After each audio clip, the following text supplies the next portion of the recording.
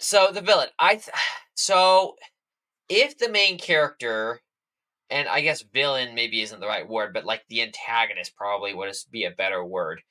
The antagonist, in some ways, is the FBI. In some ways, is the Osage Nation, because if the main character is Ernest, those are the people he's going up against.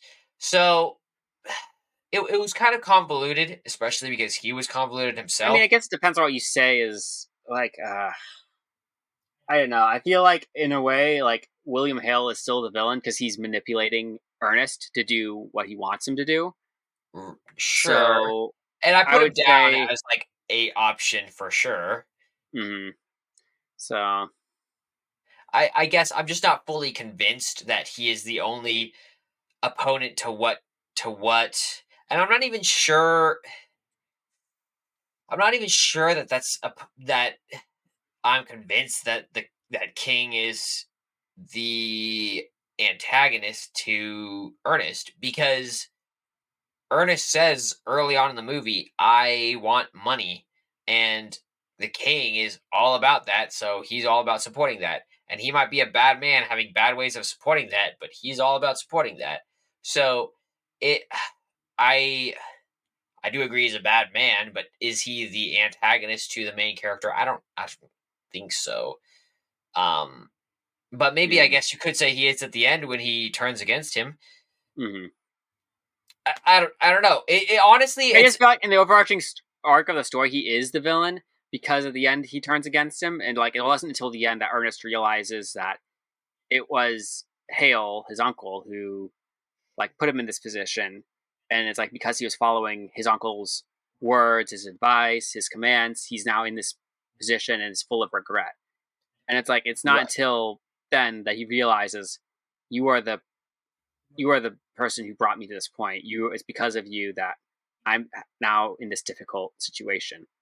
So Right. And he so so I mean he's but not overtly the villain for most of the movie, but by the end oh, it's clear he is. So like right. it's I like mean, this subtle thing that's throughout the movie. So yeah, no, and he's and a it bad works man, because so Ernest is a simpleton. Like he doesn't question things like he should. And when so it's like he's easily manipulated and it's like kind of hidden from him a little bit. yeah, I mean, So that doesn't give him a pass just because he's a simpleton. yeah. Um Well no, I'm not saying it, it gives him a pass. I'm just so it doesn't yeah. say that Ernest was a good guy. He wasn't. He did some bad things. No, ultimately I think the biggest thing that struck me, just because, especially because it has those two sections of the movie, is that Hmm. the biggest enemy of Ernest is himself, because he's the one who's ultimately taking these actions that support Hmm. his greedy motives.